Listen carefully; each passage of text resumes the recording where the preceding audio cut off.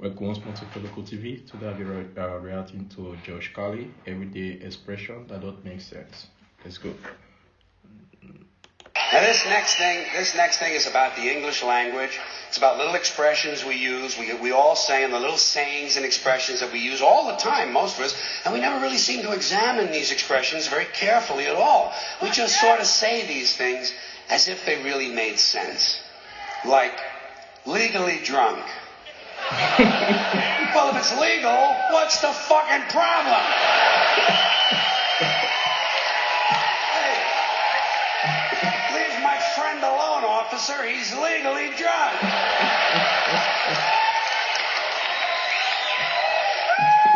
You know where you can stick it. Well, why do we always assume everyone knows where they can stick it? Suppose you don't know. Suppose you're a new guy. You have absolutely no idea where to stick it. I think there ought to be a government booklet entitled Where to Stick It. Now that I think of it, I believe there is a government booklet like that. They sent it to you on April 15th.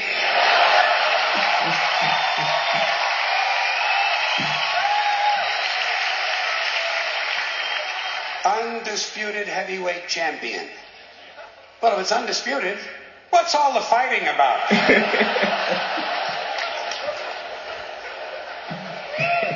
It's the quiet ones you gotta watch.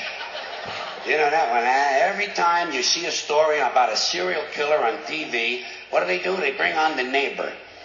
And the neighbor says, well, he was always very quiet.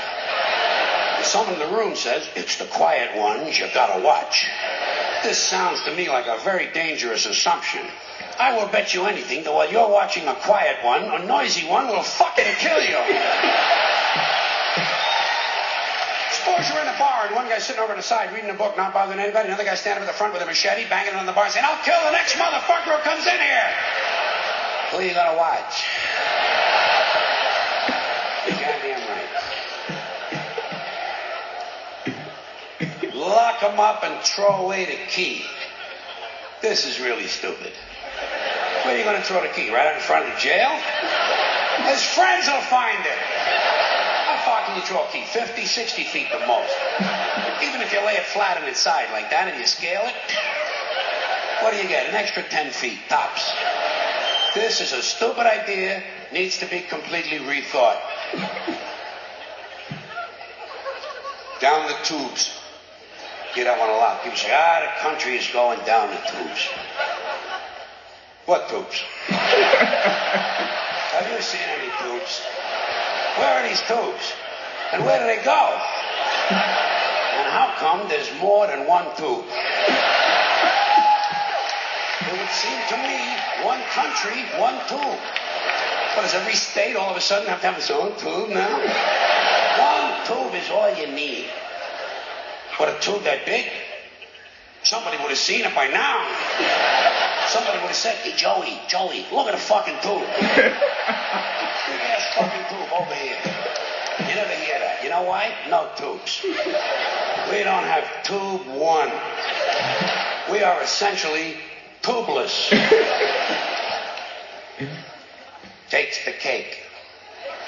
You know, say, boy, he really takes the cake. Where? Where do you take a cake? To the movies? You know where I would take a cake? Down to the bakery to see the other cakes. And how come he takes the cake? How come he don't take the pie? Pie is easier to carry than the cake. Easy as pie. Hey, wait. Cake is not too hard to carry either. Piece of cake. The greatest thing since sliced bread. So this is it, huh, folks? Couple of 100,000 years.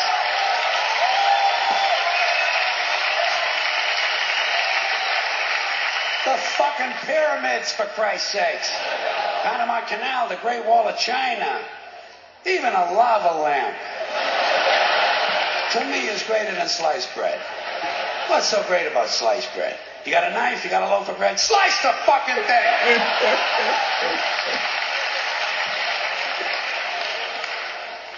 and get on with your life.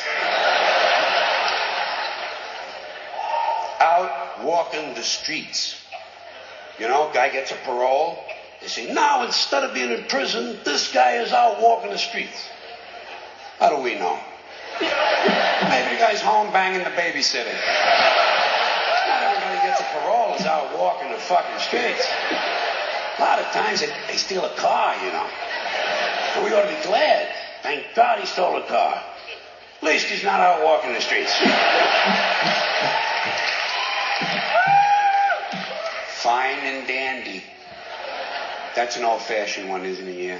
Say to a guy, how are you? He says, fine and dandy. Not me. I never say that. You know how come?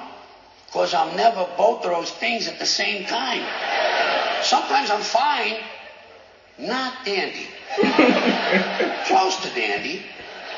Approaching dandy. In the vicinity of dandyhood. Not quite fully dandy. Other times, I am indeed highly dandy.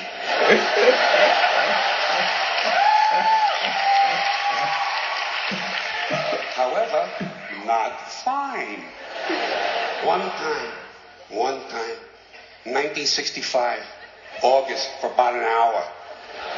I was both fine and dandy at the same time. But nobody asked me how I was. And I could have told him. I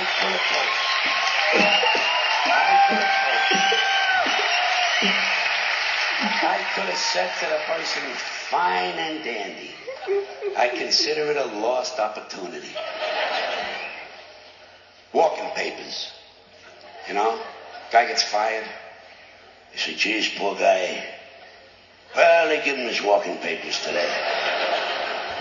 Did you ever get any walking papers? Seriously?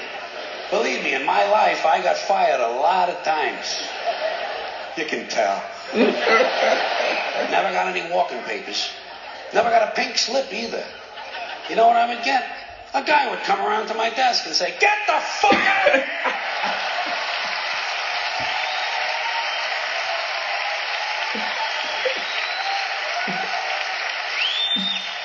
You don't need paper for that. It's like the Riot Act. The Riot Act. They keep telling you they're going to read that to you. Have you heard this thing at all? Especially when you're a kid, they threaten you. You wait till your father comes home, he's going to read you the Riot Act. Tell him I already read it myself. And I didn't like it either. I consider it wordy and poorly thought out. He wants to read me something. How about the Gentleman's Guide to the Golden Age of Blowjobs?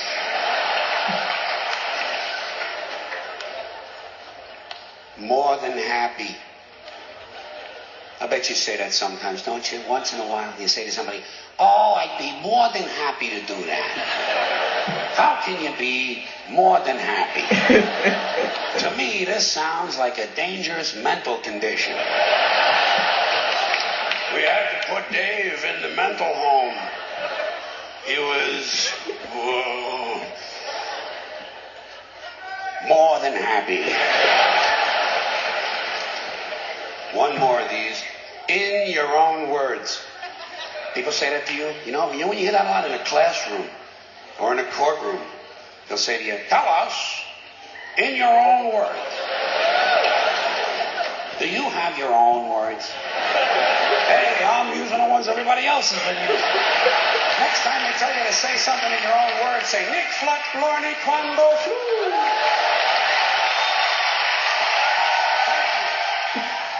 Like, comment, subscribe.